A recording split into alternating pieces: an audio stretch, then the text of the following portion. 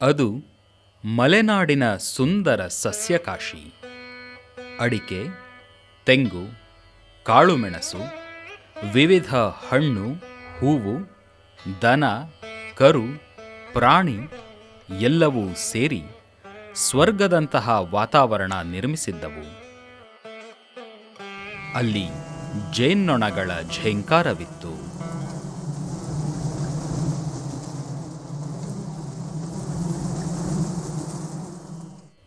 ಹಕ್ಕಿಗಳ ಕಲರವವಿತ್ತು.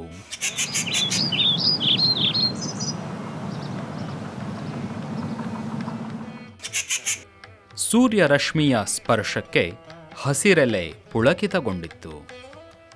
ಇಂತಹ ಹಚ್ಚ ಹಸಿರ ವಾತಾವರಣದಲ್ಲಿ ಸುರಭಿ ಗೋರಕ್ಷಾ ಸೇವಾ ಟ್ರಸ್ಟ್ ವತಿಯಿಂದ 2 ದಿನಗಳ ಕೃಷಿ ಕಾರ್ಯಾಗಾರವನ್ನು ಆಯೋಜಿಸಲಾಗಿತ್ತು. ಇದರಲ್ಲಿ ಸಮಗ್ರ ಕೃಷಿ, ಅಡಿಕೆ ಕಾಳುಮೆಣಸು ಕೃಷಿ, ಮಣ್ಣಿನ ಫಲವತ್ತತೆ, ಹನಿ ನೀರಾವರಿ, ಸಸ್ಯಗಳ ರೋಗ ನಿರ್ವಹಣೆ, ಜೀವಾಮೃತ ತಯಾರಿಕೆ, ಜೇನು ಸಾಕಾಣಿಕೆ, ಪಶುಸಂಗೋಪನೆ ಸೇರಿದಂತೆ ಕೃಷಿಗೆ ಸಂಬಂಧಿಸಿದ ಅನೇಕ ವಿಷಯಗಳ ಬಗ್ಗೆ ತರಬೇತಿ ನೀಡಲಾಯಿತು. ಕಾರ್ಯಾಗಾರ ನಡೆದಿದ್ದು ಚಿಕ್ಕಮಗಳೂರು ಜಿಲ್ಲೆ ಕೊಪ್ಪ ತಾಲೂಕಿನಲ್ಲಿ. ಕಾಚ್ಗಲ್ ರಸ್ತೆಯಲ್ಲಿ 4 ಕಿಲೋಮೀಟರ್ ತೆರಳಿ ಬಲಕ್ಕೆ ಹೊರಳಿ ಸಾಗಿದರೆ ಸಿಗುವುದೇ ಪ್ರಗತಿಪರ ರೈತರಾದ ಎಚ್.ಎಸ್. ಶ್ರೀಹರ್ಷ ಅವರ ಮಾದರಿ ತೋಟ. ಹಲವು ವರ್ಷಗಳ ಹಿಂದೆ ಸರಿಯಾದ ರಸ್ತೆಯೂ ಇಲ್ಲದ ಗಿಡಗಂಟಿಗಳಿಂದ ಆವೃತವಾಗಿದ್ದ ಜಮೀನಿನಲ್ಲಿ ಕೃಷಿ ಆರಂಭಿಸಿದವರು ಶ್ರೀಹರ್ಷ.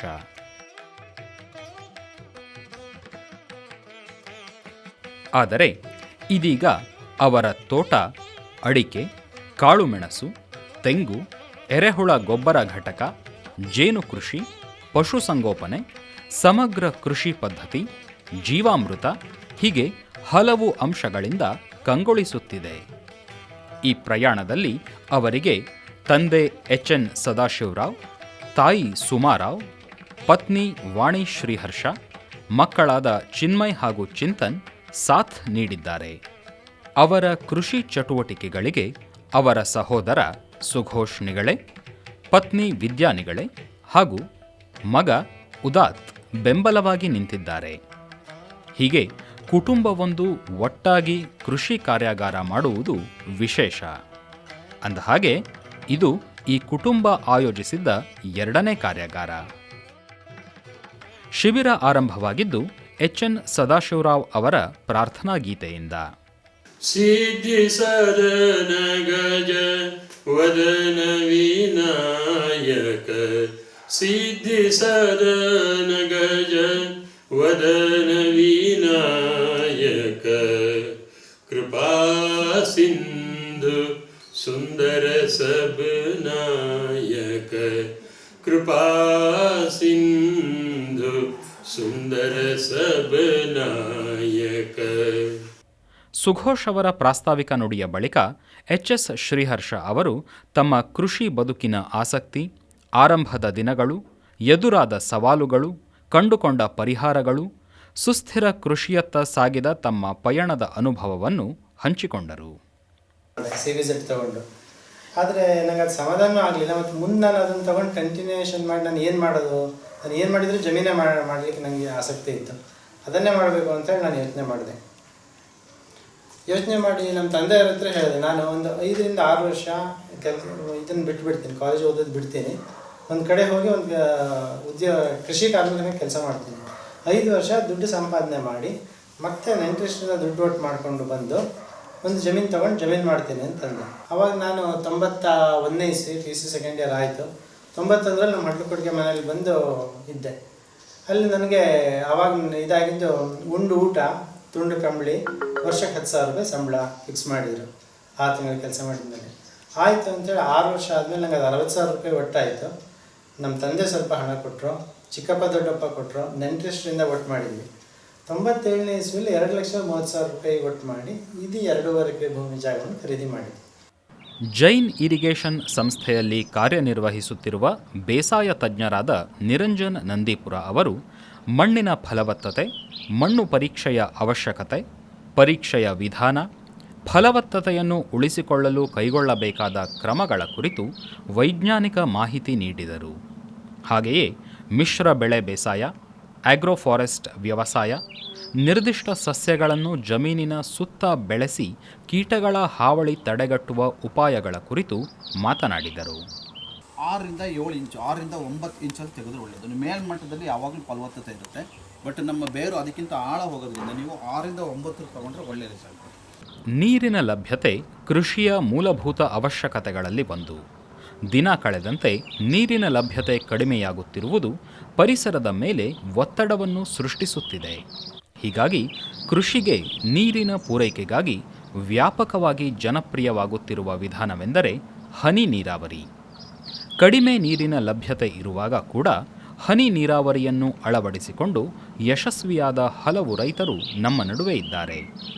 ಹನಿ ನೀರಾವರಿಯ ವಿಧಾನಗಳು, ಪ್ರಯೋಜನಗಳು, ಹನಿ ನೀರಾವರಿಯ ಸ್ಯಾಂಡ್ ಫಿಲ್ಟರ್, ಸ್ಕ್ರೀನ್ ಮತ್ತು ಡಿಸ್ಕ್ ಫಿಲ್ಟರ್, LPH ಮಾನದಂಡ, ಫಿಲ್ಟರ್ ಸರ್ವಿಸ್, ಹೀಗೆ ಹನಿ ನೀರಾವರಿಯ ಹಲವು ಆಯಾಮಗಳ ಕುರಿತು ಜೈನ್ ಇರಿಗೇಷನ್ ಸಂಸ್ಥೆಯಲ್ಲಿ ಕಾರ್ಯನಿರ್ವಹಿಸುತ್ತಿರುವ ಇರಿಗೇಷನ್ ಇಂಜಿನಿಯರ್ ಹಿಮಾಂಶು ಚತುರ್ವೇದಿ ವಿಸ್ತೃತ ವಿವರ ನೀಡಿದರು. So in the irrigation condition, only 2 valves in use. One is inlet, second is outlet. Simple, water is coming from here and water is spreading on the bed and clean water is going from this way. Sriharsha ಅವರು ಸುಸ್ಥಿರ ಕೃಷಿ ಪದ್ಧತಿಯಲ್ಲಿ ಅಚಲವಾದ ನಂಬಿಕೆ ಇಟ್ಟವರು. ಹಾಗಾಗಿಯೇ ಇಂದು ಅವರ ಕೃಷಿ ಭೂಮಿ ನಳನಳಿಸುತ್ತಿದೆ. ಇಂತಹ ಕೃಷಿ ಜಮೀನನ್ನು ಶಿಬಿರಾರ್ಥಿಗಳು ವೀಕ್ಷಿಸಿದರು. ಮೊದಲಿಗೆ ಕೊಟ್ಟಿಗೆಯ ಕುರಿತು ಮಾತನಾಡಿದ ಶ್ರೀಹರ್ಷ ಸೊಪ್ಪಿನ ಕೊಟ್ಟಿಗೆಯ ಮಹತ್ವ ವಿವರಿಸಿದರು. ಹಸುಗಳ ತಳಿಗಳು, ಮೇವಿನ ಪೂರೈಕೆ, ಹುಲ್ಲಿನ ಅವಶ್ಯಕತೆಯ ಕುರಿತು ಮಾಹಿತಿ ನೀಡಿದರು. ಮಳೆಗಾಲದಲ್ಲಿ ಏನು ಮಾಡ್ತೀವಿ ಅಂತಂದರೆ ಒಂದು 6 ಹುಲ್ಲು ಮತ್ತು ಸೊಪ್ಪು ಸೇರಿ 6 ಕಡಿತೀವಿ. ಈ ಜಾಗದಲ್ಲಿ ತಂದು ಇದ್ರ ಕಾಡಿಗೆ ಹಾಕ್ತೀವಿ. ಅವು ಬೇಕಾದಷ್ಟು ತಿಂತಾರೆ, ಬೆಳೆದಿದ್ದು ನಲ್ಲಿ ತುಳಿದು ಅಲ್ಲೇ ಗೊಬ್ಬರ ಹಾಕ್ತೀವಿ. ಶ್ರೀಹರ್ಷ ಅವರ ಜಮೀನಿನಲ್ಲಿ ಅಡಿಕೆ, ತೆಂಗು, ಬಾಳೆ, ಕಾಳುಮೆಣಸು, ಹಲಸು, ಮಾವು, ತರಕಾರಿ, ಪೇರಲೆ, ಪಪ್ಪಾಯಿ, ಕಾಡು ಮರಗಳು, ಕಿತ್ತಳೆ, ಹುಲ್ಲಿನ ಪ್ಲಾಟ್, ಹೀಗೆ ವೈವಿಧ್ಯಮಯ ಬೆಳೆಗಳ ಸಂಗಮವಿದೆ. ಜಮೀನು ವೀಕ್ಷಣೆಯ ಸಂದರ್ಭದಲ್ಲಿ ಪ್ರತಿಯೊಂದು ಬೆಳೆಯ ಕುರಿತು ಚರ್ಚಿಸಲಾಯಿತು.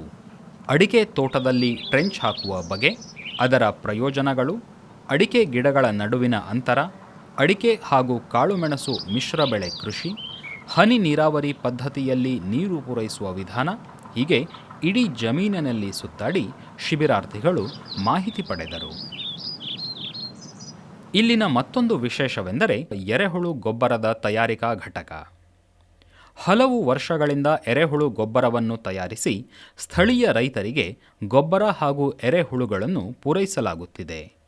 ಎರೆಹುಳು ಪಿಟ್ನ ಅಳತೆ, ಪಿಟ್ ತಯಾರಿಸುವ ವಿಧಾನ, ಎರೆಹುಳುಗಳಿಗೆ ಅಗತ್ಯವಿರುವ ಆಹಾರ, ಗೊಬ್ಬರ ತಯಾರಿ, ಗೊಬ್ಬರ ಸಿದ್ಧವಾಗಿರುವುದನ್ನು ಖಚಿತಪಡಿಸಿಕೊಳ್ಳುವ ಬಗೆ, ಗೊಬ್ಬರದಿಂದ ಹುಳುಗಳನ್ನು ಬೇರ್ಪಡಿಸುವ ವಿಧಾನ, ಗಿಡಗಳಿಗೆ ಗೊಬ್ಬರವನ್ನು ಹಾಕುವುದು ಸೇರಿದಂತೆ ಎರೆಹುಳು ಗೊಬ್ಬರ ತಯಾರಿಕೆಯ ಪ್ರತಿ ಹಂತವನ್ನು ವಿವರಿಸಲಾಯಿತು. ಮೊದಲ ದಿನ ಸಂಜೆಯ ಅವಧಿ ಜೇನು ಸಾಕಾಣಿಕೆ ಕುರಿತದ್ದಾಗಿತ್ತು. ಜೇನು ಸಾಕಾಣಿಕೆಯಲ್ಲಿ ಹಲವು ವರ್ಷಗಳ ಅನುಭವ ಹೊಂದಿರುವ ಹಾಗೂ ಪ್ರಸ್ತುತ ಜೇನು ಸಾಕಾಣಿಕೆ ಮಾಡುತ್ತಾ ಆ ಕುರಿತು ರೈತರು ಮತ್ತು ಜನಸಾಮಾನ್ಯರಲ್ಲಿ ಜಾಗೃತಿ ಮೂಡಿಸುತ್ತಿರುವ KV ಪ್ರವೀಣ್ ಅವರು ಜೇನು ಸಾಕಾಣಿಕೆ ಕುರಿತಂತೆ ವಿಸ್ತೃತ ಮಾಹಿತಿ ನೀಡಿದರು. ನಸರಿ ಜೇನು, ತುಡುವೆ ಜೇನು, ಕೋಲ್ ಜೇನು, ಹೆಜ್ಜೇನು ಪ್ರಭೇದಗಳು, ಪಾಲಿನೇಷನ್ಗೆ ಜೇನುಹುಳುಗಳ ಕೊಡುಗೆ, ಪೆಟ್ಟಿಗೆಗೆ ಜೇನುಹುಳುಗಳನ್ನು ಕೂರಿಸುವ ಬಗೆ, ಕೆಲಸಗಾರ ನೊಣ, ಗಂಡು ನೊಣ, ರಾಣಿ ನೊಣಗಳ ಕಾರ್ಯವೈಖರಿ, ಜೇನು ಪೆಟ್ಟಿಗೆ ಇಡುವ ರೀತಿ, ಪೆಟ್ಟಿಗೆಯ ಬಣ್ಣ, ಅದರಲ್ಲಿ ಕೃತಕ ಹಲ್ಲೆಗಳನ್ನು ತಯಾರಿಸುವುದು, ಅಡಿಮಣೆಯ ಸ್ವಚ್ಛತೆ, ಸಂಸಾರ ಕೋಣೆ, ಸೂಪರ್ ವಿಭಾಗ, ರಾಣಿಗೇಟು ಹಾಕುವ ಅವಶ್ಯಕತೆ, ವ್ಯಾಕ್ಸ್ ಶೀಟ್ ಕಟ್ಟುವುದು, ವ್ಯಾಕ್ಸ್ ಶೀಟ್ನಿಂದ ಜೇನುಹುಳುಗಳಿಗೆ ಆಗುವ ಪ್ರಯೋಜನ, ಇರುವೆ, ಓತಿಕ್ಯಾತ, ಕಡಚಲು ಕೀಟಗಳ ಕಾಟದಿಂದ ಜೇನು ಪೆಟ್ಟಿಗೆಯನ್ನು ರಕ್ಷಿಸುವ ಕ್ರಮ, ಹುಳುಗಳನ್ನು ಡಿವೈಡ್ ಮಾಡಿ ಮತ್ತೊಂದು ಪೆಟ್ಟಿಗೆಗೆ ಸ್ಥಳಾಂತರಿಸುವುದು, ಹೀಗೆ ಜೇನು ಸಾಕಾಣಿಕೆಯ ವಿವಿಧ ಹಂತಗಳನ್ನು KV ಪ್ರವೀಣ್ ಅವರು ಶಿಬಿರಾರ್ಥಿಗಳಿಗೆ ಪರಿಚಯ ಮಾಡಿಸಿದರು. ಇಲ್ಲಿ ಕಪ್ಪು ಹುಳ ಇದೆಯಲ್ಲ, ಇವೆಲ್ಲ ಈ ಹುಳುಗಳೆಲ್ಲ ಹೆಣ್ಣುಳ. ಇದ್ರ ಮೈ ಮೇಲೆ ಲೈನ್ ಅಡ್ಡ ಪಟ್ಟಿ ಕಾಣುತ್ತಲ್ಲ, ಅವು ರೆಕ್ಕೆ ಬಿಸಿದಂಗೂ ಅಲ್ಲಿ ಮೇಣ ಉತ್ಪತ್ತಿ ಆಗುತ್ತೆ. ಆ ಮೇಣದಿಂದ ಈ ಹಲ್ಲೆ ಕಟ್ಟೋದು. ಈಗ ತುಂಬ ಜನ ತಿಳ್ಕೊಂಡಿರ್ತಾರೆ ಅವು ಹೂವು ತರ್ತಾವಲ್ಲ, ಆ ಹೂವಿಂದ ಅದರಿಂದ ಕಟ್ತವೆ ಅಂತ. ಜೇನು ಯಾವತ್ತೂ ಮೈಯಿಂದನೇ ಮೇಣ ಬರುತ್ತೆ, ಅದರಿಂದನೇ ಈ ಹಲ್ಲೆ ಕಟ್ಟೋದು. ಇಂದು ಯಾವುದೇ ಕ್ಷೇತ್ರ ಅಭಿವೃದ್ಧಿ ಕಾಣಬೇಕಾದರೆ ಅವುಗಳಿಗೆ ಮಾಧ್ಯಮದ ಅವಶ್ಯಕತೆ ಇದ್ದೇ ಇದೆ. ಭಾರತ ದೇಶದ ಬೆನ್ನೆಲುಬು ರೈತ. ಭಾರತ ಕೃಷಿ ಪ್ರಧಾನ ದೇಶ. ಆದರೆ ಭಾರತದಲ್ಲಿ ರೈತ, ಕೃಷಿ ಉತ್ತೇಜನಕ್ಕೆ ಮಾಧ್ಯಮಗಳು ನೀಡುತ್ತಿರುವ ಪ್ರಾಶಸ್ತ್ಯ ಅಷ್ಟಕ್ಕಷ್ಟೇ.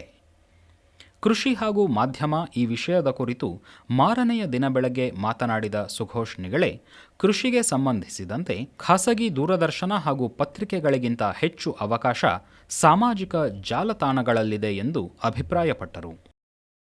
ಗೋವನ್ನು ಭಾರತೀಯರು ದೇವರು ಎಂದು ಭಾವಿಸಿದರೂ ಆ ದೇವರನ್ನು ಚೆನ್ನಾಗಿ ನೋಡಿಕೊಳ್ಳುವಲ್ಲಿ ಭಾರತೀಯರು ಯಶಸ್ವಿಯಾಗಿಲ್ಲ.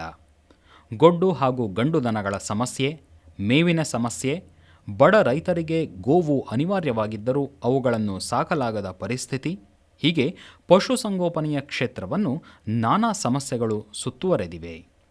ಸುರಭಿ ಗೋರಕ್ಷಾ ಟ್ರಸ್ಟ್ನ ಸಂಸ್ಥಾಪಕ ಸದಸ್ಯರಾದ ವಾಣಿ ಶ್ರೀಹರ್ಷ ಅವರು ಗೋಶಾಲೆ ಆರಂಭದ ಹಿಂದಿನ ಕಾರಣಗಳು, ಪ್ರಸ್ತುತ ಗೋವುಗಳು ಹಾಗೂ ರೈತರು ಎದುರಿಸುತ್ತಿರುವ ಸಮಸ್ಯೆ ಮತ್ತು ಪರಿಹಾರಗಳ ಕುರಿತು ಮಾತನಾಡಿದರು. ದೇಸಿ ತಳಿ ಸಂರಕ್ಷಣೆ ಮತ್ತು ಅಭಿವೃದ್ಧಿ, ಗೋ ಪ್ರವಾಸೋದ್ಯಮ, ಗೋಶಾಲೆಯ ವಿಸ್ತರಣೆಯ ಕುರಿತು ತಮ್ಮ ಅನಿಸಿಕೆಯನ್ನು ಹಂಚಿಕೊಂಡರು. ನಿಧಾನ ಏನಾಯಿತು, ನಾನೊಂದು 2-3 ಗೋಶಾಲೆಗಳಿಗೆ ವಿಸಿಟ್ ಕೊಡಬೇಕಾಯಿತು. ನನ್ನ ಪರಿಚಯದವರು ಇದ್ದರು ಅಲ್ಲಿ, ಹಾಗೆ ಸಲ ಹೋದೆ. ಅಲ್ಲಿ ಪರಿಸ್ಥಿತಿ ನೋಡಿದಾಗ ತುಂಬ ಸಮಸ್ಯೆಗಳು ಇರೋದು ಗೊತ್ತಾಯಿತು ಹೊರಗಡೆ. ಎಷ್ಟು ಮಟ್ಟಿಗೆ ಅಂದರೆ ದನಗಳನ್ನು ಕೊಟ್ಟಿಗೆಯಿಂದ ಕದ್ದುಕೊಂಡು ಹೋಗುವಂಥ ಪರಿಸ್ಥಿತಿಗಳು ಇದ್ದಾವೆ ಈಗ. ಯಾವುದೋ ಒಂದು ದನ ನೋಡಿಟ್ಕೋತಾರೆ, ರಾತ್ರಿ ಬಂದು ಕದ್ಕೊಂಡು ಹೋಗ್ತಾರೆ. ಕೃಷಿಯಲ್ಲಿ ಮಣ್ಣಿನ ಫಲವತ್ತತೆ ತುಂಬ ಮುಖ್ಯ. ಮಣ್ಣನ್ನು ಮಾತ್ರ ಕೃತಕವಾಗಿ ಸೃಷ್ಟಿಸಲು ಸಾಧ್ಯವಿಲ್ಲ. ಮುಂದಿನ ಅವಧಿಯಲ್ಲಿ ಪ್ರಗತಿಪರ ರೈತ ಹಾಗೂ ಕೃಷಿಯಲ್ಲಿ ಸಾಕಷ್ಟು ಪ್ರಯೋಗಗಳನ್ನು ಮಾಡಿ ಯಶಸ್ವಿಯಾಗಿ ಉಳಿದ ರೈತರಿಗೆ ಮಾದರಿಯಾಗಿರುವ ನಾರಾಯಣ ಸೀತೂರು ಅವರು ಸಾವಯವ ಕೃಷಿಯ ಕುರಿತು ಮಾತನಾಡಿದರು. ಮಣ್ಣಿನ ಫಲವತ್ತತೆ, ಮಣ್ಣಿನಲ್ಲಿರುವ ಸೂಕ್ಷ್ಮಾಣು ಜೀವಿಗಳು, ಕೃಷಿಯಲ್ಲಿ ದುಡ್ಡಿನ ಹಿಂದೆ ಬಿದ್ದಿರುವುದರಿಂದ ಭೂಮಿಯ ಮೇಲೆ ಹಾಗೂ ರೈತರ ಮೇಲೆ ಆಗಿರುವ ದುಷ್ಪರಿಣಾಮಗಳು, ಕಳೆಯಿಂದ ಬೆಳೆ ಬೆಳೆಯಬಹುದಾದ ಉಪಾಯ, ತೆಂಗು ಬಾಳೆ ಮಿಶ್ರ ಕೃಷಿ, ಸಾವಯವ ಮತ್ತು ರಾಸಾಯನಿಕ ಕೃಷಿಯ ನಡುವಿನ ವ್ಯತ್ಯಾಸ, ಜೀವಾಮೃತದ ತಯಾರಿ, ಬಳಕೆ ಮತ್ತು ಮಹತ್ವ, ಬೀಜ ಹಾಗೂ ಸಸಿಗಳ ಆಯ್ಕೆಯ ವಿಧಾನ, ಅಡಿಕೆ ಮತ್ತು ಕಾಳುಮೆಣಸು ಬೇಸಾಯದಂತಹ ಹಲವು ವಿಷಯಗಳ ಕುರಿತು ಮಾತನಾಡಿದರು. pH ವ್ಯಾಲ್ಯೂ ನಮಗೆ ಯಾವ್ಯಾವ ಅದರ ಇದು ಕೊರತೆಯಿಂದ ನಮಗೆ ಯಾವ್ಯಾವ ಗಿಡಗಳು ಯಾವ್ಯಾವ ರೀತಿ ಬರುತ್ತೆ ಅನ್ನುವಂಥದ್ದನ್ನು ನಾವು ಅನುಭವದ ಮೇಲೆ ತಿಳ್ಕೊಳ್ಬೋದು. ಈಗ ನಾವು ಯಾವುದಾದ್ರೂ ಒಂದು ಗಿಡಕ್ಕೆ ಗೊಬ್ಬರ ಅಥವಾ ಏನೋ ಒಂದು ಗೊಬ್ಬರ ಹಾಕಿರ್ತೀವಿ, ಎಷ್ಟೇ ಗೊಬ್ಬರ ಹಾಕಿದರೂ ಆ ಗಿಡ ಮೇಲೆ ಬರ್ತಾ ಇರೋದು. ಗೊಬ್ಬರ ಏನೋ ಒಳ್ಳೆ ಗೊಬ್ಬರನೇ ತೊಗೊಂಡಾಗ ಗಿಡ ಸಪೋರ್ ಆಗ್ತಾ ಇರುತ್ತೆ, ಆಮೇಲೆ ಅದ್ರ ಹೆಡ್ಲುಗಳು ಕೆಂಪು ಆಗ್ತಾ ಇರುತ್ತೆ, ಏನು ಮಾಡಿದರೂ ಆ ಗಿಡ ಬರ್ತಾ ಇದೆ. ಅಲ್ಲಿ pH ವ್ಯಾಲ್ಯೂ ಅನ್ನು ಕಳ್ಕೊಂಡಿದೆ ಭೂಮಿ ಅನ್ನುವಂಥದ್ದು ನಮಗೆ ಅರ್ಥವಾಗುತ್ತೆ. ಕೃಷಿ ಮತ್ತು ತೋಟಗಾರಿಕಾ ಸಂಶೋಧನಾ ಕೇಂದ್ರದ ಮುಖ್ಯಸ್ಥರಾದ ನಾರಾಯಣಸ್ವಾಮಿ ಅವರು ಅಡಿಕೆ ಮತ್ತು ಕಾಳುಮೆಣಸು ಕೃಷಿಯಲ್ಲಿ ರೋಗ ನಿಯಂತ್ರಣದ ಕುರಿತು ಮಾಹಿತಿ ಒದಗಿಸಿದರು. ಕಾಳುಮೆಣಸಿನ ಪ್ರಭೇದಗಳು, ಯಾವ ಪ್ರಭೇದಗಳನ್ನು ಯಾವ ಪ್ರದೇಶದಲ್ಲಿ ಬೆಳೆಸಬೇಕು, ಅಡಿಕೆ ಸಸಿಗಳ ವಿವಿಧ ತಳಿಗಳು, ಕೃಷಿ ಸಂಶೋಧನೆಯಲ್ಲಿ ಆಗುತ್ತಿರುವ ಪ್ರಗತಿ, ಕಾಳುಮೆಣಸು ರಫ್ತು, ಭಾರತದಲ್ಲಿ ಕಾಳುಮೆಣಸು ಕೃಷಿಗೆ ಲಭ್ಯವಿರುವ ಅವಕಾಶದಂತಹ ವಿಷಯಗಳ ಕುರಿತು ಮಾಹಿತಿ ಹಂಚಿಕೊಂಡರು. ಪ್ರಪಂಚದಲ್ಲೇ ಮೂಲ ಒಂದು ಗಣಿ ಪ್ರದೇಶ ಅಂದರೆ ಸಾಂಬಾರ ಪದಾರ್ಥಗಳು ನಮ್ಮ ಭಾರತ ಆಗಿತ್ತು. ಹಾಗಾಗಿ ಇಲ್ಲಿ 52 ರೆಕಗ್ನೈಸ್ಡ್ ಕ್ರಾಪ್ಸ್ ಇದ್ದಾವೆ.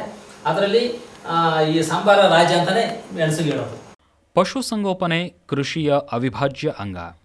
ಪಶುಸಂಗೋಪನೆಯ ಕುರಿತು ಪಶುವೈದ್ಯ ಡಾಕ್ಟರ್ ರಾಕೇಶ್ ರಾವ್ ಶಿಬಿರಾರ್ಥಿಗಳ ಜೊತೆ ದನಗಳ ಆರೋಗ್ಯ, ಪಶುಗಳಿಗೆ ಬರುವ ರೋಗಗಳು, ಅವುಗಳ ನಿಯಂತ್ರಣ, ತಳಿ ಆಯ್ಕೆಯ ಕುರಿತ ಸೂಕ್ಷ್ಮತೆಗಳನ್ನು ತಿಳಿಸಿದರು. ಮುಖ್ಯವಾಗಿ ಪ್ರಸಕ್ತ ಗೋಹತ್ಯೆ ನಿಷೇಧ ಕಾನೂನು ಚರ್ಚೆಯಾಗುತ್ತಿರುವ ಸಂದರ್ಭದಲ್ಲಿ ದನಗಳ ಖರೀದಿ ಅಥವಾ ಮಾರಾಟದ ಬಳಿಕ ಯಾವ ರೀತಿಯ ವಾಹನಗಳಲ್ಲಿ ಜಾನುವಾರು ಸಾಗಿಸಬೇಕು, ಅಂತರ್ಜಿಲ್ಲಾ ಹಾಗೂ ಅಂತಾರಾಜ್ಯ ಸಾಗಾಟಕ್ಕೆ ಯಾವ ದಾಖಲಾತಿಗಳನ್ನು ಇಟ್ಟುಕೊಳ್ಳಬೇಕು, ವಾಹನ ಎಷ್ಟು ದೊಡ್ಡದಾಗಿರಬೇಕು ಎಂಬುದನ್ನು ತಿಳಿಸಿದರು.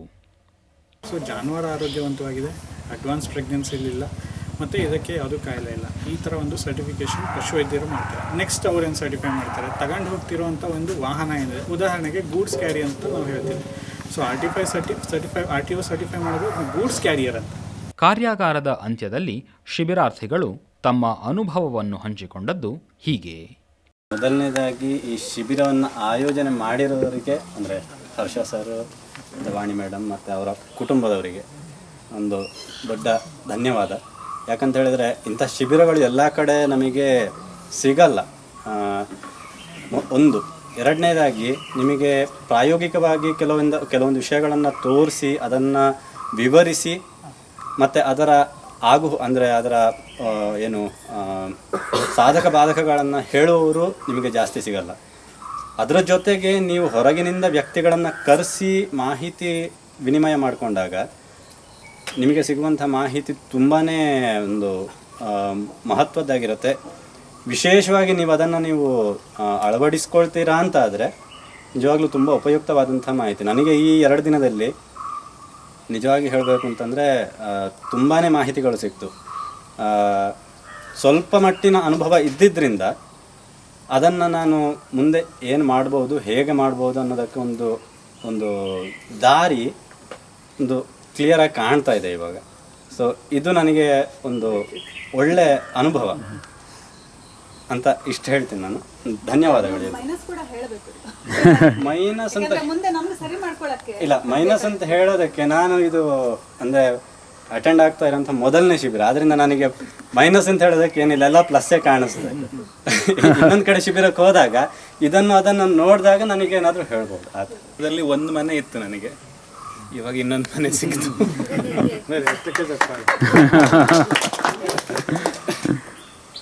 ಅಂದರೆ ನಾನು ಈ ಇಡೀ ಪ್ರೋಗ್ರಾಮ್ನಲ್ಲಿ ಯೋಚನೆ ಮಾಡ್ತಾ ಇದ್ದಿದ್ದು, ನಮ್ಮ ದೊಡ್ಡಪ್ಪ ನರಸಿಂಹನಾಯಕರು ಇದ್ದಾರೆ ಮತ್ತು ಚಿಕ್ಕಪ್ಪ ಸರ್ವೋತ್ತಮ ನಾಯಕರು ಇದ್ದಾರೆ. ಇವರೆಲ್ಲ ಕೃಷಿನ ಸುಮಾರು ವರ್ಷಗಳಿಂದ ಮಾಡ್ಕೊಂಡು ಬರ್ತಿದ್ದಾರೆ. ಅವ್ರ ಮನಸ್ಸಿಗೆ ಈ ಥರ ಯಾಕೆ ಹೊಳ್ದಿಲ್ಲ ಇಷ್ಟು ವರ್ಷ ಅಂತ ಯೋಚನೆ ಮಾಡ್ತಾ ಇದ್ದೆ ನಾನು. ಅಂದರೆ ನಾವೆಲ್ಲ ಆವಾಗ ಬೇರೆ ಏನು ಓದಲಿಕ್ಕೆ ಹೋಗ್ತಾ ಇರಲಿಲ್ಲ, ಅಲ್ಲೇ ಕೆಲಸ ಮಾಡ್ಕೊಂಡಿರ್ತಿದ್ದೇನೋ. ಅಂದರೆ ಇಂಥ ಒಂದು ಒಳ್ಳೆ ಆಲೋಚನೆ ನಿಮಗೆ ಬಂದಿದೆ. ಮತ್ತು ಈ ಥರ ಕಾರ್ಯಕ್ರಮ ಆಯೋಜನೆ ಮಾಡೋಕ್ಕೆ ಎಷ್ಟು ಶ್ರಮ ಬೇಕಾಗುತ್ತೆ ಅಂತ ನನಗೆ ಗೊತ್ತಾಗ್ತದೆ. ಯಾಕೆಂದರೆ ಅಷ್ಟು ಸುಲಭ ಅಲ್ವೇ ಅಲ್ಲ. ಮತ್ತು ಒಂದು ಸಂಪೂರ್ಣ ಪರಿವಾರ ಒಟ್ಟಿಗೆ ನೋಡಿದೆ ನಾನಿಲ್ಲಿ. ನಾನು ಅದನ್ನು ರಾತ್ರಿ ಮಲಗಬೇಕಾದ್ರೆ ಬಹುಶಃ ನಿಮಗೆ ಹೇಳ್ತಾ ಇದ್ದೆ ಅನಿಸುತ್ತೆ. ಅಂದರೆ ಆ ಪರಿವಾರದಲ್ಲಿ ಪ್ರತಿಯೊಬ್ಬರೂ ಒಂದು ಭಾಗ ಆದಾಗಲೇ ಈ ಥರದೊಂದು ಕಾರ್ಯಕ್ರಮನ ಇದು ಮಾಡಲಿಕ್ಕಾಗೋದು. ಮತ್ತು ನಾವೆಲ್ಲ ಅಲ್ಲಿ ಕೂತ್ಕೊಂಡಾಗ ಏನೇನೋ ಆಲೋಚನೆ ಮಾಡ್ಕೊಂಡಿದ್ವಿ. ಬೇಸಾಯ ಅನ್ನೋದು ಸುಲಭ, ಫಾರ್ ಎಕ್ಸಾಂಪಲ್ ದುಡ್ಡಿದ್ರೆ ಸಾಕು, ಪರಿಶ್ರಮ ಬೇಕಾಗಬಹುದು, ಆದರೆ ಅದರಿಂದ ಉತ್ಪತ್ತಿನೂ ಬರ್ತದೆ ಅದೆಲ್ಲ. ಆದರೆ ಇಲ್ಲಿ ಬಂದಾಗ ನಮಗೇನಾಯಿತು, ಎಲ್ಲ ಬ್ಲ್ಯಾಕ್ ಆ್ಯಂಡ್ ವೈಟಲ್ಲಿ ತೋರಿಸಿದ್ದೀರ ನೀವು. ಈಗ ನೀವು ಸಾವಯವ ಅಂತ ಅಷ್ಟು ಹೇಳಿದ್ರು ಬಂದವರಿಬ್ಬರು ಸಾವಯವ ಬಿಟ್ಟು ಕೂಡ ಹೇಳಿದರು. ಸೊ ನಮಗೆ ನೀವು ಎರಡೂ ತೋರಿಸಿದ್ದೀರ ಈಗ. ಆದ್ದರಿಂದ ನಮಗೊಂದು ಮೊದಲನೇದು ಕನ್ಫ್ಯೂಷನ್ನು ಇರಬಹುದು. ಆದರೆ ಇನ್ನೊಂದು ಅವರಿಗೆ ರಾಜಶೇಖರ್ ಅವ್ರಿಗೆ ಹೇಳ್ತಾ ಇದ್ದೆ ನಾನು, ಅವರು ಟ್ರಯಲ್ ಆ್ಯಂಡ್ ಎರರಿಂದ ನಮಗೆ ಅನುಭವ ಕೊಟ್ಟಿದ್ದಾರೆ. ಆದರೆ ಅದನ್ನು ನಮ್ಗೆ ಜಸ್ಟ್ ಒಂದು ಸ್ಟಾರ್ಟಿಂಗ್ ಪಾಯಿಂಟ್. ಅದರಿಂದ ನಮ್ಮ ಟ್ರಯಲ್ ಆ್ಯಂಡ್ ಎರರ್ ಸ್ವಲ್ಪ ಮುಂದೆ ಸ್ಟಾರ್ಟ್ ಆಗುತ್ತೆ ಅಷ್ಟೇ, ಬೇಸಿಂದ ಸ್ಟಾರ್ಟ್ ಆಗಲ್ಲ. ಸ್ವಲ್ಪ ಮುಂದೆನೇ ನಮ್ಮದು ಟ್ರಯಲ್ ಆ್ಯಂಡ್ ಎರರೇ. ನಾನು ಮೊದಲನೇ ಸರಿನೇ ಸಕ್ಸಸ್ ಆಗೋದು ಅಂತ ಇಲ್ಲ, ಆ ಥರ ಆಗಿದೆ. ಅದರಿಂದ ನಾನು ಯಾವ ಕಡೆ ಹೋಗಬೇಕು ಅಂತ ಅಂದ್ಕೊಂಡಿದ್ನು 5 ವರ್ಷದ ನಂತರ, ಅದಕ್ಕೆ ಅಟ್ಲೀಸ್ಟ್ ಒಂದು ಸಣ್ಣ ದಾರಿ ಥರ ಕಾಣಿಸ್ತಾ ಇದೆ ಈಗ. ಬಹುಶಃ 5-6 ದಾರಿ ಇರಬಹುದು, ಅದರಲ್ಲಿ ಯಾವುದೋ ಒಂದಂತೂ ತೊಗೊಳ್ಬೋದು ಅಂತ ಕಾಣಿಸ್ತಾ ಇದೆ. ಮತ್ತು ನೆಗೆಟಿವ್ ಅಂತ ಅಷ್ಟೇನು ಅನ್ನಿಸ್ಲಿಲ್ಲ, ಊಟ ಸ್ವಲ್ಪ ಜಾಸ್ತಿ ಬಿಡಿಸಿದ್ವಿ. ನಾನು ಈ ರೀತಿ ಕೃಷಿ ಕಾರ್ಯಾಗಾರ ಅಟೆಂಡ್ ಮಾಡ್ತಿದ್ದೆ. ಒಂದು ಸರ್ಕಾರಿ ವ್ಯವಸ್ಥೆ ಮಾಡಿರೋದಕ್ಕೂ ಹೋಗಿದ್ದೀನಿ, ಕೆಲವೊಂದು ಆರ್ಗನೈಸೇಷನ್ಗಳು ಮಾಡಿದಕ್ಕೂ ಹೋಗೀನಿ. ಒಂದು ಕುಟುಂಬ ಈ ರೀತಿ ಒಂದು ಆರ್ಗನೈಸ್ ಮಾಡೋದಿದೆಯಲ್ಲ, ಅದು ನಂಗೆ ತುಂಬ ಖುಷಿ ಕೊಡ್ತು. ಕುಟುಂಬ ಎಲ್ಲರೂ ಸೇರ್ಕೊಂಡು ಮಾಡೋದು ತುಂಬ ಒಳ್ಳೆಯ ಇದು. ಮತ್ತು ಸರ್ಕಾರಿ ಅಥವಾ ಯಾವುದೋ ಒಂದು ಸಂಸ್ಥೆ ಮಾಡೋದಲ್ಲಿ ಸ್ವಲ್ಪ ಮೆಟೀರಿಯಲಿಸ್ಟಿಕ್ ಅಂತ ಅನಿಸುತ್ತೆ. ಅವರಿಗೆ ಒಂದು ಫಂಡ್ ಬರುತ್ತೆ, ನಾನು ನೋಡೀನಿ ಸರ್ಕಾರಿ ವ್ಯವಸ್ಥೆ ಹೇಗಿರುತ್ತೆ ಅಂತ. ಫಂಡ್ ಬರುತ್ತೆ, ಅದನ್ನು ಯುಟಿಲೈಸ್ ಮಾಡಬೇಕು 2 ದಿನ. ಅದಕ್ಕೆ ಊಟ ಹಾಕ್ಸ್ತಾರೆ, ಟೀ ಕಾಫಿ ಎಲ್ಲ ಚಂದದ್ದು ಕೊಡ್ತಾರೆ, ವಿಷಯ ಇಷ್ಟೇ ಇರುತ್ತೆ. ಬಟ್ ಇಲ್ಲ, ಹಾಗೆ ಅನಿಸ್ಲಿಲ್ಲ ನನಗೆ. ತುಂಬ ವಿಷಯ ಸಿಕ್ತು. ನನಗೆ ಸಂಪೂರ್ಣವಾಗಿ ತೊಡ್ಕೊಳ್ಲಿಕ್ಕೆ ಆಗಲಿಲ್ಲ, 1-2 ಸೆಷನ್ ಮಿಸ್ ಆಯಿತು ಅನಿವಾರ್ಯ ಕಾರಣದಿಂದಾಗಿ. ಮತ್ತು ಇನ್ನೊಂದು ಆ್ಯಡ್ ಆನ್ಸ್ ಅಂದರೆ ಏನು ಇದು ಮಾಡ್ಬೋದು ಅಂತ ನಂಗೆ ಆಲೋಚನೆ ಬಂದಿದ್ದೇನು ಅಂತ ಹೇಳಿದ್ರೆ, ಈಗ ಪ್ರೈಮರಿ ಸ್ಕೂಲು ಸೆಕೆಂಡರಿ ಸ್ಕೂಲ್ ಅಂತಿರುತ್ತಲ್ಲ, ಆ ರೀತಿ ಒಂದು ಮಾಡ್ಬೋದು ಅಂತಂದರೆ, ಜಸ್ಟು ಭೂಮಿ ತಗೊಂಡಿದ್ದಾರೆ, ಕೃಷಿ ಸ್ಟಾರ್ಟ್ ಮಾಡಬೇಕು, ಅವ್ರದ್ದೊಂದು ಬ್ಯಾಚು, ಅವ್ರಿಗೆ ಏನೆಲ್ಲ ಕೊಡ್ಬೋದು ಆ ರೀತಿ ಒಂದು. ಈಗ ಭೂಮಿ ತಗೊಂಡು ಒಂದು 2 ವರ್ಷ ಕೆಲಸ ಮಾಡ್ತಿದ್ದಾರೆ, ಅವ್ರಿಗೆ ಇನ್ನೇನೋ ಒಂದಷ್ಟು ಎಕ್ಸ್ಟ್ರಾ ಇನ್ಪುಟ್ಸ್ ಬೇಕು, ಸ್ವಲ್ಪ ಪ್ರೈಮರಿ ಗೊತ್ತಿದೆ, ABCD ಗೊತ್ತಿದೆ, ಅದ್ರ ಮುಂದಿಂದ ಬೇಕು, ಅಂಥವ್ರಿಗೆ ಒಂದು ಬ್ಯಾಚು. ಸೊ ಆ ರೀತಿ ಮಾಡಿದರೆ ಇನ್ನೊಂದು ಸ್ವಲ್ಪ ಅಂದರೆ ಈಗ ಭೂಮಿ ತಗೊಂಡವ್ರು ಬಂದಿರ್ತಾರೆ, ಕೆಲಸ ಮಾಡಿರೋರು ಬಂದಿರ್ತಾರೆ, ಅವ್ರು ಮಾಡ್ತಿರೋದು ನೋಡಿ ಇವ್ರಿಗೆ ಸ್ವಲ್ಪ ಹೆದರಿಕೆ ಆಗ್ಬೋದು ಇದು ಮಾಡ್ತಿದ್ದಾರೆ ಅಂತ. ಸೊ ಇದು ಆ ರೀತಿ ಮಾಡಿದರೆ ಇನ್ನೂ ಸ್ವಲ್ಪ ಇದಾಗ್ಬೋದು. ಇನ್ನೊಂದು ಏನಂತ ಹೇಳಿದ್ರೆ, ಈಗ ಥಿಯರಿ ಇದಿದೆ, ಪ್ರಾಕ್ಟಿಕಲ್ ಅಂದರೆ ಈಗ ನಾನು ಹೊಲದಲ್ಲಿ ಕೆಲಸ ಮಾಡುವಾಗ ನಾನು ಹಾರೆ ಹಿಡಿದು ಕೆಲಸ ಮಾಡ್ತೀನಿ, ಅದರಲ್ಲೇ ಒಂದಷ್ಟು ಟೆಕ್ನಿಕ್ಸ್ ಇರುತ್ತೆ. ಈಗ ನೀವು 30 ವರ್ಷ ಕೆಲಸ ಮಾಡಿದ್ರಲ್ಲಿ ನೀವು ಅದನ್ನು ಕಂಡ್ಕೊಂಡಿರ್ತೀರಿ, ಈ ಆ್ಯಂಗಲಿಂದ ಹಾರೆ ಹೊಡೆದ್ರೆ ಬೇಗ ಆಗುತ್ತೆ, ಇದಾಗುತ್ತೆ ಅಂತ. ಸೊ ಆ ರೀತಿಯ ಟೆಕ್ನಿಕ್ಸ್ಗಳನ್ನು ಕೂಡ ಸೇರಿಸ್ಕೊಬೋದು. ಮರ ಹತ್ತೋದು, ಚಪ್ರ ಮಾಡೋದು ಹೇಗೆ ಮಾಡಬೇಕು, ಯಾವ ರೀತಿ ಹಗ್ಗನ ಯಾವ ಗಂಟು ಹಾಕಿದರೆ ಯಾವ ರೀತಿ ಆಗುತ್ತೆ. ಸೊ ಇವೆಲ್ಲಗಳು ಕೂಡ ನಮಗೆ ಫೀಲ್ಡಿಗೆ ಹೋದಾಗ ಹೆಲ್ಪ್ ಆಗ್ಬೋದು ಅನಿಸ್ತು. ಸೊ ಈ ವಿಷಯಗಳನ್ನು ಅದೇ 2 ದಿನದಲ್ಲಿ ಕಷ್ಟ ಒಪ್ಕೊತೀನಿ, ಆದರೆ ಈ ವಿಷಯಗಳನ್ನು ಸೇರಿಸ್ಕೊಬೋದೇನೋ ಅಥವಾ ಅದ್ರದ್ದೇ ಒಂದು ಸಪ್ರೇಟ್ ಮಾಡ್ಬೋದೇನೋ ಅಂತ ನಿಮ್ಮ ಆಲೋಚನೆಗೆ ಸೇರಿಸ್ಕೊಬೋದೇನೋ ಅಂತ ಅನಿಸಿತು ಇಂಪ್ರೂವ್ಮೆಂಟಿಗೆ. ಉಳಿದಂತೆ ತುಂಬ ಖುಷಿ ಆಯಿತು. ಅದೇ ಕುಟುಂಬ ಸೇರಿ ಮಾಡೋದಿದೆಯಲ್ಲ, ಈ ರೀತಿ ಇನ್ನೂ ಹೆಚ್ಚೆಚ್ಚು ಆಗ್ತಾ ಹೋದರೆ ಸುಮಾರು ಆ ಕುಟುಂಬ ನೋಡಿನೇ ಒಂದು ಇನ್ಸ್ಪಿರೇಷನ್ ಬರುತ್ತೆ ತೊಡಸ್ಕೊಬೇಕು ಕೃಷಿ ಅಂತ. ಸೊ ಎಲ್ರಿಗೂ ಧನ್ಯವಾದ, ತುಂಬ ಮಾಹಿತಿ ಸಿಕ್ಕಿದೆ, ನನಗಂತೂ ಇನ್ನೂ ಅಂಬೆಗಾಲು ಇಡ್ತಾ ಇದ್ದೀನಿ. ಸೊ ಹಾಗಾಗಿ ತುಂಬ ಮಾಹಿತಿ ಸಿಕ್ಕಿದೆ, ಎಲ್ರಿಗೂ ಧನ್ಯವಾದ. ಒಂದು ಉತ್ತಮ, ನಂದಿದು ಮೊದಲನೇ ಕಾರ್ಯಾಗಾರ. ನಾವು ಕೃಷಿಯನ್ನು ಸ್ಟಾರ್ಟ್ ಮಾಡಿಲ್ಲ, ಖರೀದಿ ಮಾಡ್ಲಿಕ್ಕೆ ನೋಡ್ತಾ ಇದ್ವಿ ಭೂಮಿನ. ಸೊ ನಾನು ಒಂದಿಷ್ಟು ಬುಕ್ಗಳನ್ನು ಯೂಟ್ಯೂಬಲ್ಲಿ ವಿಡಿಯೋಸ್ ಎಲ್ಲ ನೋಡಿದ್ದೆ. ಸೊ ಅದು ಇಲ್ಲಿ ನಿಜವಾಗಿ ಮಾಡಿರೋರದ್ದು ಎಕ್ಸ್ಪೀರಿಯೆನ್ಸು ಅದೆಲ್ಲ ನಮ್ಮ ಜೊತೆ ಹಂಚ್ಕೊಂಡಿದ್ದು ತುಂಬ ಒಳ್ಳೆಯದಾಯಿತು. ನಿನ್ನೆ ಬೆಳಗ್ಗಿಂದ ನೋಡಿದ್ರೆ ಆಧುನಿಕ ಕೃಷಿ, ರಾಸಾಯನಿಕ ಕೃಷಿ ಅನ್ನೋದು ಬೇಡ, ಅಲ್ಲವ್ರಿಗೆ ನೋವಾಗುತ್ತೆ. ಆಧುನಿಕ ಕೃಷಿ ಅಂತ ಹೇಳೋಣ. ಆಧುನಿಕ ಕೃಷಿ, ನೀರಾವರಿ ಪದ್ಧತಿ, ನಂತರದಲ್ಲಿ ಗೊಬ್ಬರ ಮಾಡೋದು, ಪಂಪ್ ಸೆಟ್ಟಿಂದ ಹಿಡ್ಕೊಂಡು ಬೆಳಗ್ಗೆ ಹಸುಗಳ ಬಗ್ಗೆ, ನಂತರದಲ್ಲಿ ನನ್ನ ಫೇವ್ರೆಟ್ ಸಾವಯವ ಕೃಷಿ, ಅದು ಮುಂದೆ ಏನಾಗುತ್ತೆ ಅಂತ ಅದ್ರ ಬಗ್ಗೆ ಉತ್ತಮ ಚರ್ಚೆ ಆಯಿತು. ನಂತರದಲ್ಲಿ ಅಡಿಕೆ ಮತ್ತು ಕಾಳುಮೆಣಸಿನ ಬಗ್ಗೆ, ಈಗ ಹೈನುಗಾರಿಕೆಯಲ್ಲಿ ಬಗ್ಗೆ ತಿಳ್ಕೊಂಡ್ವಿ. ಅಂದರೆ 2 ದಿನದಲ್ಲಿ ಮ್ಯಾಕ್ಸಿಮಮ್ ಎಷ್ಟು ಟಾಪಿಕ್ಸ್ ಕವರ್ ಮಾಡ್ಬೋದು ಎಲ್ಲ ರೀತಿಯಲ್ಲೂ ನಾವು ಕವರ್ ಮಾಡಿದ್ದೇವೆ. ಮತ್ತು ಕೆಲವೊಂದು ಸಾವಯವದ ಅಭಾವದಿಂದ ಕೆಲವೊಂದು ಸ್ವಲ್ಪ ಎಂಡಲ್ಲಿ ಚೂರ ಆಯಿತು, ಅಡ್ಡಿಲ್ಲ. ಅಂದರೆ ಆದಷ್ಟು ಮ್ಯಾಕ್ಸಿಮಮ್ ವಿಷಯಗಳೆಲ್ಲ ಕವರ್ ಆಗಿದೆ. ಮತ್ತು ಇಲ್ಲಿ ವ್ಯವಸ್ಥೆಗಳೆಲ್ಲ ಉತ್ತಮವಾಗಿತ್ತು, ನಮ್ಮ ಮನೆ ಇದ್ದ ಫೀಲಿಂಗೇ ಇತ್ತು, ಎಲ್ಲದು ಚೆನ್ನಾಗಾಯಿತು. ಸೊ ನೆಗೆಟಿವ್ ಅಂತ ಎಂತ ಹೇಳಿಲ್ಲ. ಅದೇ ಇವರು ಹೇಳ್ದಂಗೆ ಚೈತನ್ಯ ಅವರು ಒಂದಿಷ್ಟು ಪ್ರಾಕ್ಟಿಕಲ್, ನನಗೆ ಇವರು ಎಕ್ಸಾಂಪಲ್ ಕೊಡೋಕ್ಕೆ ಬರಲ್ಲ, ಒಂದು ಸ್ವಲ್ಪ ಈಗ ನೀವು ನೀರಾವರಿದ ಬಗ್ಗೆ ತೋರಿಸ್ದಾಗ ಪಂಪ್ ಸೆಟ್ ಬಗ್ಗೆ ತೋರಿಸ್ತಾರಲ್ಲ, ಆ ಥರ ಪ್ರಾಕ್ಟಿಕಲ್ ಏನಾದ್ರು ಸ್ವಲ್ಪ ಕೊಟ್ಟರೆ ಒಂದು 1 hour 2 hour ಸೆಷನಿಗೆ ಒಂದು 10 ನಿಮಿಷ 5 ನಿಮಿಷದ ಪ್ರಾಕ್ಟಿಕಲ್ ಸೆಷನ್ ಇದ್ದರೆ ಇನ್ನು ಯೂಸ್ಫುಲ್ ಅನಿಸ್ತದೆ. ಎಲ್ಲರಿಗೂ ಧನ್ಯವಾದಗಳು. ಭ್ರಷ್ಟಾಚಾರ ವಾಣಿ ಮೇಡಮ್ ಇವರು ಬಂದಿದ್ದೇವೆ. ಈ ಬೇಸಾಯ ಹೇಗೆ ಮಾಡಬೇಕು ಅನ್ನೋ ತುಂಬ ತಿಳ್ಕೊಂಡಿದ್ದೀನಿ. ಯಾಕೆ ಹೈನುಗಾರಿಕೆ ಹೆಂಗೆ ಮಾಡಬೇಕು ಅಂತ ಇನ್ನೂ ಯೋಚನೆ ಇದೆ. ಇಷ್ಟು ಹೇಳಕ್ಕೆ ಹೇಳ್ತೀವಿ. ಯಾವಾಗಲೂ ಈ ಕುಟುಂಬಕ್ಕೆ ನಾನು ಧನ್ಯವಾದ ಹೇಳ್ತೀನಿ. ಯಾಕೆ ಅಂದರೆ ನಾನು ಅಗ್ರಿಕಲ್ಚರ್ ಫೀಲ್ಡೆ, ಅಲ್ಲಿ ನಮ್ಮಪ್ಪ ಎಲ್ಲ, ಬಟ್ ನಾನು ಬೇಸಿಕಲಿ ಮಾಡ್ತಾ ಇದ್ದೆ. ಅಂದರೆ ಚಿಕ್ಕ ವಯಸ್ಸಿನಲ್ಲೆಲ್ಲ ಅದ್ರ ಇಂಟ್ರೆಸ್ಟ್ ಇತ್ತು. ಬಟ್ ಒಂದು ಎಜುಕೇಷನ್ ಆದಮೇಲೆ ಬೆಂಗಳೂರು ಹೋಗೋಣ ಅಂತ ಒಂದು ಖುಷಿಲಿ ಹೋದ್ವಿ ಬೆಂಗಳೂರು. ಅಲ್ಲೂ ಹೋಗಿ ಓಕೆ, ಅಲ್ಲೂ ಒಂದು ಥರದಲ್ಲಿ ಲೆವೆಲಲ್ಲಿ ಹೋಗ್ತಾ ಇದೆ. ಬಟ್ ಇನ್ನು ನೆಕ್ಸ್ಟ್ ಮತ್ತೆ ನಾವು ಯಾವಾಗಿದ್ರೂ ಊರಿಗೆ ಬರಬೇಕು. ಯಾಕೆ ಅಂದರೆ ನಮ್ಮ ಅಪ್ಪ ಅಮ್ಮ ಇಲ್ಲೇ ಇದ್ದಾರೆ, ಎಲ್ಲ ನಾವು ಫ್ಯಾಮಿಲಿ ಇಲ್ಲಿದೆ, ಹಂಗಾಗಿ ನೆಕ್ಸ್ಟ್ ಬರಬೇಕು. ಆದರೆ ಗೊತ್ತಿದೆ ನನಗೆ ಸ್ವಲ್ಪ, ಅಂದರೆ ಪೂರ್ತಿಯಾಗಿ ಗೊತ್ತಿಲ್ಲ. ಒಂದು ಎಕ್ಸಾಂಪಲ್ ನಮ್ಗೆ ನಿನ್ನೆ ಒಂದು ಅರ್ಥ ಆಯಿತು. ಮೆಣಸು ನಾವು ಮಾಡ್ತೀವಿ, ನಮ್ಮ ಮನೆಯಲ್ಲೂ ಚೆನ್ನಾಗಿದೆ ಮೆಣಸು. ಆದರೂ ಏನು ಮಾಡ್ತಾಯಿದ್ದೀವಿ ಅಂದರೆ, ನೀವು ಒಂದು ಇದು ಬೆಲ್ಟ್ ಕಟ್ಟು, ಟೈ ಕಟ್ಟು, ಬಟ್ ನಾವು ಅದು ಮಾಡಲ್ಲ, ನಾವು ಫುಲ್ಲು ಹಿಂಗೆ ಬಿಟ್ಬಿಡ್ತೀವಿ. ಆವಾಗ ನನಗೆ ಅದು ಮೇಲೆ ಹೋಗಿ ಸ್ಪ್ರೆಡ್ ಆಗ್ತಾ ಇದೆ, ಬಟ್ ಬುಡದಿಂದ ಸ್ಪ್ರೆಡ್ ಆಗ್ತಾ ಇಲ್ಲ. ಅದು ನನಗೆ ಚಿಕ್ಕ ಒಂದು ವಿಚಾರನೇ, ಒಂದು ಎಕ್ಸಾಂಪಲ್ಲು ಅಂಥವು ಸುಮಾರು ಸಿಕ್ಕಿದ್ದಾವೆ ನನಗೂ. ಈಗ ಅಡಿಕೆನೂ ಮಾಡ್ತೀವಿ ನಾವು, ಕಾಫಿನೂ ಮಾಡ್ತೀವಿ, ಅಂಥದ್ರಲ್ಲಿ ಏನು ಬೆಳಿಬೋದು, ಏನು ಬೆಳೆಯೋಕ್ಕಾಗಲ್ಲ ನನಗೆ ಅನ್ನೋದು ಗೊತ್ತಾಯ್ತು ನನಗೆ. ಅದರಿಂದ ಚಿಕ್ಕ ಚಿಕ್ಕ ವಿಚಾರಗಳು ಅವು ಅಂದರೆ ನಮಗೆ ಸಿಲ್ಲಿ ಅನಿಸುತ್ತೆ, ಬಟ್ ಅದರಿಂದ ತುಂಬ ಉಪಯೋಗವಂತೂ ಇದೆ. ನಾನು ಇಷ್ಟು ಹೇಳೋಕ್ಕೆ ಇಷ್ಟಪಡ್ತೀನಿ. ವಾಣಿ ಅವ್ರನ್ನ ಫೇಸ್ಬುಕ್ಕಲ್ಲಿ ಫಾಲೋ ಮಾಡ್ತಾ ಇದ್ದೆ. ಅವರನ್ನ ನೋಡಿದ್ರೆ ಅವ್ರ ಪೋಸ್ಟ್ ಎಲ್ಲ ನೋಡಿದ್ರೆ ನಾನು ತುಂಬ ಜಲಸ್ ಫೀಲ್ ಆಗ್ತಾ ಇದ್ದೆ. ಇಲ್ಲ ಇಲ್ಲ ಇಲ್ಲ ನಿಮ್ಮ ಬಗ್ಗೆ. ಆಮೇಲೆ ನಾನು ಸಣ್ಣದಾಗಿ ಅವರು ಅರಿಶಿನ ಬೆಳೆದು ಕಳಿಸ್ತಾ ಇದ್ರು. ಮತ್ತು ಎಸ್ಪೆಷಲಿ ಕರೋನಾ ಟೈಮಲ್ಲಿ ಅವರು ಇದು ಕಷಾಯದ ಪುಡಿ ಕಳಿಸ್ಕೊಟ್ರು. ಅದಂತೂ ತುಂಬ ಬಲ್ಕಾಗೆ ತಗೊಂಡೆ, 4-5 kg ತಗೊಂಡು ಕುಡ್ತಿದ್ದೀನಿ ಬಾಯ್ದಿಂದ.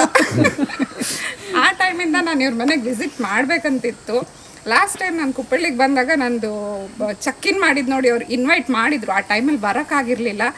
ಅದು ಯೋಚನೆ ಮಾಡ್ತಾ ಇದ್ದೆ ಅವ್ರ ಮನೆಗೆ ಹೋಗಿ ಒಂದಿನ ನಾನು ಉಳಿಬೇಕು ಅಂತ. ಒಂದು ಒಳ್ಳೆ ಚಾನ್ಸ್ ಸಿಕ್ತು. ಇದೇ ಟೈಮಲ್ಲಿ ನಾನೊಂದು ಜಮೀನು ಕೂಡ ಪರ್ಚೇಸ್ ಮಾಡಿದ್ದೆ ಆ್ಯಂಡ್ ಸ್ಟಾರ್ಟ್ ಮಾಡ್ತಾ ಇದ್ದೆ ನಾನು ಆರ್ಗ್ಯಾನಿಕ್ ಫಾರ್ಮಿಂಗ್ ಅಂತ.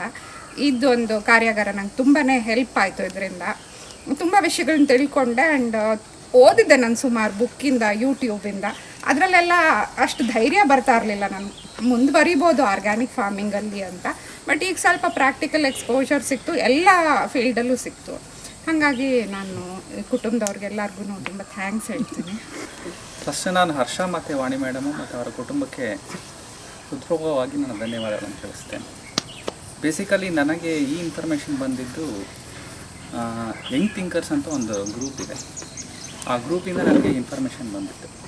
ಅದಕ್ಕಿಂತ ಮುಂಚೆ ನಾನು ನಮ್ಮ ಅಣ್ಣ basically your planning for almost 5 ವರ್ಷದಿಂದ ನಾವು ಕೃಷಿ ಮಾಡಬೇಕು ಅಂತ ಯೋಚನೆ ಇತ್ತು. ಮತ್ತು ಅದರ ಜಮೀನು ಖರೀದಿ ಮಾಡೋದಕ್ಕೆ ಅಥವಾ ನೋಡಿದ್ದೀವಿ ಸುಮಾರು ಸುತ್ತ ತುಮಕೂರು ಸರೌಂಡಿಂಗ್ಸು ಬೇರೆ ಬೇರೆ ಜಾಗಗಳಲ್ಲಿ ಹುಡುಕಿದೆ. ಅದಕ್ಕೆ ಸರಿಯಾಗಿ ನಾವೇನು ಮಾಡ್ತಿದ್ವಿ, ಪ್ಯಾರಲಾಗಿ ವೇರ್ ಆ್ಯಕ್ಚುಲಿ ಈ ಲರ್ನರ್ಸ್ ಅಂದರೆ ಯೂಟ್ಯೂಬ್ ಲರ್ನರ್ಸ್. ಅಂದರೆ ಬೇಸಿಕಲಿ ಆ ಯೂಟ್ಯೂಬ್ನಲ್ಲಿ ಆ ಲಿಂಕ್ ನೋಡಿಬಿಟ್ಟು ಹೆಂಗೆ ಮಾಡಬೇಕು ಅಂತ ತಿಳ್ಕೊತಾ ಇದ್ವಿ. ಬಟ್ ಪ್ರಾಕ್ಟಿಕಲ್ ಎಕ್ಸ್ಪೋಜರ್ಸ್ ಆರ್ ಶಿವರಾಸ್ ಅಂತ ಯಾವುದು ಅಟೆಂಡ್ ಮಾಡಲಿಲ್ಲ. But this was the best opportunity ನಮಗೆ ಸಿಕ್ತು ಆ್ಯಕ್ಚುಲಿ ಈಗ ನಮ್ಮ ಕೃಷಿ ನಮ್ಮ ಏನು ಜಮೀನಲ್ಲಿ ಕೆಲಸ ನಡೀತಾ ಇದೆ. ಬಟ್ ಅದನ್ನು ನಾವು ಅವ್ರ ಪಾಡ್ಗೆ ಅವ್ರು ಮಾಡ್ಕೊಳ್ಳಿ, ನಾವು ಈ ಶಿಬಿರನ ಅಟೆಂಡ್ ಮಾಡಬೇಕು ಅಂತ ಪ್ರಯಾರಿಟಿಯಾಗಿ ಬೇಸಿಸ್ನ ತಗೊಂಡು ನಾನು ನಮ್ಮಣ್ಣ ಅಟೆಂಡ್ ಮಾಡೋದು. ಬಟ್ ಆಮೇಲೆ ಇಲ್ಲಿ ಬಂದಮೇಲೆ ತಿಳಿಯಿತು ಈ ಶಿಬಿರಕ್ಕೆ ಬಂದಿದ್ದು 100ಕ್ಕೆ 100ರಷ್ಟು ಲಾಭದಾಯಕವಾಗಿದೆ ನಮಗೆ. ಅದಂತೂ ಹೇಳಿದೆ. ಯೂಟ್ಯೂಬ್ ಲರ್ನರ್ಸಲ್ಲಿ ಏನಾಗುತ್ತೆ ಅಂತಂದರೆ basically we learn only theory ಆಗುತ್ತೆ. ಇಲ್ಲಿ ನನಗೆ ಬಂದಾಗ ಹರ್ಷ ಅವ್ರಿಗೆ ಹೇಳಿದ್ದ ಮೆಥಡಾಲಜೀಸ್ ಆಗಲಿ, ಬೇಸಿಕಲಿ ನಿನ್ನೆ ಫಸ್ಟ್ ಸೆಷನ್ ಆಗಿ ನಿರಂಜನ್ ಅವರು ಕೊಟ್ಟಿದ್ದ ಮಾರ್ಗದರ್ಶನ, ಮತ್ತು ಇವತ್ತು ಮಧ್ಯಾಹ್ನ ನಾರಾಯಣಸ್ವಾಮಿ ಅವರು ಕೊಟ್ಟಿದ್ದ ಸಾವಯವ ಕೃಷಿಗಳ ಮಾರ್ಗದರ್ಶನ ಮಾತ್ರ ತುಂಬ ಇಷ್ಟ ಆಯಿತು ನನಗೆ. ಒಂದೇ ಒಂದು ನ್ಯೂನ್ಯತೆ ಕಂಡಿದ್ದು ಅಂತಂದರೆ ಈಗ ದ್ವಂದ್ವ ಸ್ವಲ್ಪ ಕ್ರಿಯೇಟ್ ಆಯಿತು. ರಾಸಾಯನಿಕ ಕೃಷಿ ಬಂದು ನಮಗೆ ಯಾವ್ದು ಚೂಸ್ ಮಾಡಬೇಕು ಅನ್ನೋದು ಸ್ವಲ್ಪ ದ್ವಂದ್ವ ಬಂತು. ಬಟ್ ನಂದು ನಮ್ಮಣ್ಣದು ಇರೋದು ಬೇಸಿಕಲಿ ವಾಂಟ್ ಟು ಕ್ರಿಯೇಟ್ ಸಾವಯವ ಕೃಷಿಯನ್ನು. So 100% go for implementation for that only ಅಂತ ಅಂದ್ಕೊಂಡಿದ್ದೀನಿ. ಬಟ್ ಆ ನ್ಯೂನತೆ ಬಿಟ್ಟರೆ ಬೇರೆ ಎಲ್ಲ ಯಾವುದೇ ಸೆಷನಲ್ಲಾದ್ರೂ ಪ್ರಶ್ನೆಗಳಿಗೆ ನಾವು ಏನೇ ಪ್ರಶ್ನೆ ಕೇಳಿದ್ರು ಅದಕ್ಕೆ ಪ್ರತಿಸ್ಪಂದಿಸಿ ನಮಗೆ ಪೂರಕವಾದ ದಾರಿಯನ್ನು ತೋರಿಸಿದ್ದಾರೆ. ಅದಂತೂ 100% ಶೋರ್ ಹೇಳ್ತೀನಿ. ಅದರಲ್ಲಿ ನಾವು ನೋಟ್ ಡೌನ್ ಮಾಡ್ಕೊಂಡಿದ್ದೀನಿ. ಬಟ್ ಮುಂದೆ ಇದು ನಾನು ಏನು ಮಾಡಬೇಕು ಹೇಗೆ ಮಾಡಬೇಕು ಅಂತ ಅಂದ್ಕೊಂಡಿರೋದು ಮೂಲದಲ್ಲಿ ಕೆಲವು ನೋಟ್ ಡೌನ್ ಮಾಡ್ಕೊಂಡಿದ್ದೀನಿ. ನನ್ನ ಪ್ರಕಾರ ನಾನೇನು ಮಾಡಿದ್ದೀನಿ ಅದನ್ನು ನಾನು ಬೇಸಿಕಲಿ ವಾಂಟ್ ಟು ಡಿಸ್ಟ್ರಿಬ್ಯೂಟ್ ಈ ಗ್ರೂಪ್ ಮಾಡ್ತೀನಿ. ಅಂದರೆ ನೋಟ್ ಮಾಡ್ಕೊಂಡಿದ್ದೀನಿ ನನ್ನ ಕೈಲಿ ಏನೇನಾಗುತ್ತೋ ಅದೆಲ್ಲ. ಅದರಲ್ಲಿ ಏನಾರ ತಪ್ಪಿದ್ರೆ ಅದನ್ನೇನಾರು ನ್ಯೂನತೆಗಳಿದ್ದರೆ ನೀವು ಅದನ್ನು ಆ್ಯಡ್ ಮಾಡೋಣ. ಆಮೇಲೆ ಅದನ್ನು ಒಂದು ಸ್ಟ್ರೆಂತನ್ನ ಮೆಟೀರಿಯಲ್ ಮಾಡಿಕೊಂಡು ನಾವು ಏನೇನು over any period of years 1 year or 2 year ಅದನ್ನು ಆ್ಯಡ್ ಮಾಡಿಸ್ಕೊಂಡು we can make some study ಮೆಟೀರಿಯಲ್ಸ್ನ ಮಾಡ್ಕೊಂಡು ನಾವು ಮುಂದುವರಿಬೋದು ಅಂತ ನನ್ನ ಅನಿಸಿಕೆ. ಸೊ ಅದನ್ನು ನಾನೇ ಬೇಕಾದ್ರೆ ಇನಿಷಿಯೇಟ್ ಮಾಡ್ತೀನಿ, ಅಲ್ಲ ನಾನು ಗ್ರೂಪಲ್ಲಿ ಹಾಕ್ತೀನಿ. ಅದನ್ನು ಆಲ್ರೆಡಿ ಸ್ಟಾರ್ಟೆಡ್. ಎಲ್ರಿಗೂ ನಮಸ್ಕಾರ. ನಿಮ್ಮ ಕುಟುಂಬಕ್ಕೆ ಧನ್ಯವಾದಗಳು. ಎಲ್ಲ ಮಾಹಿತಿ ಕೊಟ್ಟಿದ್ದು ನನಗೆಲ್ಲ ಹೊಸದೇ ಮಾಹಿತಿ. ಆ್ಯಕ್ಚುಲಿ ಯಾವುದು ಹಳೆಯದು ನನಗೆ ಗೊತ್ತಿತ್ತು ಅನ್ನೋದು ಯಾವುದೂ ಇರಲಿಲ್ಲ. ರಾಜ ಹೇಳ್ದಂಗೆ ನಾವು ನೋಡ್ತಾ ಇದ್ದಿದ್ದು ನಿಜ. ಯಾಕೆಂದರೆ ನಮ್ಮ ತಂದೆಯವರು ಮೊದಲು ಕೃಷಿ ಮಾಡ್ತಿದ್ರು, ಅಂದರೆ ಓದ್ತಾ ಇದ್ದಾಗ. ಕಾರಣಾಂತರಗಳಿಂದ ಅವ್ರು ಬಿಟ್ಟರು. ಯಾಕೆಂದರೆ ಬೆಂಗಳೂರಲ್ಲಿ ಕೆಲಸಕ್ಕೆ ಸೇರಿಕೊಂಡ್ರು, ಮತ್ತು ಅವಾಗೆಲ್ಲ ಬಿಟ್ಟು ಹೋಯ್ತದು. ಬಟ್ ನಮಗೆ ಆಸಕ್ತಿ ಇತ್ತು ಮೊದಲಿಂದಲೂ. ಸೊ ನಾವೆಲ್ಲ ಹುಡ್ಕಕ್ಕೆ ಸ್ಟಾರ್ಟ್ ಮಾಡಿದ್ಮೇಲೆ ಸಿಕ್ತು, ಹೆಂಗೋ ಅದು ವರ್ಕೌಟ್ ಆಯಿತು. ಬಟ್ ಈಗ ನಾವು ಅಲ್ಲಿ ಇವಾಗ ಮಾಡಿರೋದು ಏನೇನು ತಪ್ಪು ಮಾಡಿದ್ದೀವಿ ಅಂತ ನಮಗೆ ಗೊತ್ತಾಗ್ತದೆ. ಏನೇನು ತಪ್ಪು ಮಾಡಿದ್ದೀವಿ, ಏನೇನು ಯಾವ ಡೈರೆಕ್ಷನ್ಗೆ ಹೋಗಿದ್ದೀವಿ ಅನ್ನೋದು ಗೊತ್ತಾಗ್ತದೆ. So this is a course correction for us. ನಾವು direction setting for us. But ಒಂದು ದ್ವಂದ್ವ ಅಂತೂ ಇದೆ, ಎಲ್ರಿಗೂ ಗೊತ್ತಿದೆ ಆ ದ್ವಂದ್ವ. ನೀವು ಒಂದ್ಸಲ ಕೃಷಿಗೆ ಬಂದಮೇಲೆ you want to either go for do you want to really go for money sake or you want to do it for your own home purpose ಅಂತ. So that's the thing that you need to decide for yourself ಅಂತ ಅನಿಸುತ್ತೆ. ಅದು ಒಂದು. But ಎರಡನೇದೇನು ಅಂತಂದರೆ, ನನಗೆ ಒಂದು ಆತಂಕಕಾರಿ ಮಾಹಿತಿ ಬಂದಿತ್ತು ಅಂತಂದರೆ, ಗೊತ್ತಾಗಿದ್ದು ಅಂತಂದರೆ, ಇವಾಗ ಇವರು ನಾರಾಯಣ್ ಅವ್ರು ಹೇಳ್ತಾ ಇದ್ರಲ್ಲ, ಕೇರಳದು ಭೂಮಿ ಎಕ್ಸಾಂಪಲ್ ಕೊಟ್ಟರು, ಕರ್ನಾಟಕದ್ದು ಆ ಥರ ಆಗ್ತಾಯಿದೆ ಅಂತ ಹೇಳಿದ್ರು, ತಮಿಳ್ನಾಡಿನಲ್ಲಿ ಏನಾಗುತ್ತೆ ಗೊತ್ತಿಲ್ಲ.